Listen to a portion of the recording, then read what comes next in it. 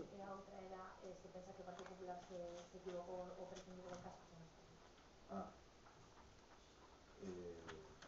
A mí non me gustaría incidir en este tipo de cuestións porque estamos bordeando os temas do Consello e os temas do partido.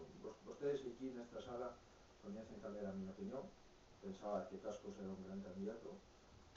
En este momento estou convencido que Francisco Álvarez Cascos e o Partido Popular pois buscarán unha fórmula para dar estabilidade ao goberno de Asturias, que exactamente creo que foi a mensaxe máis clara que deron os asturianos na noite do 22 de maio. E, por lo tanto, estou convencido que Asturias merece un goberno coherente e o antes posible.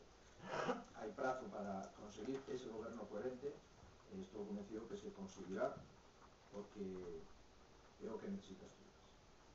En Padrón levan 40 días de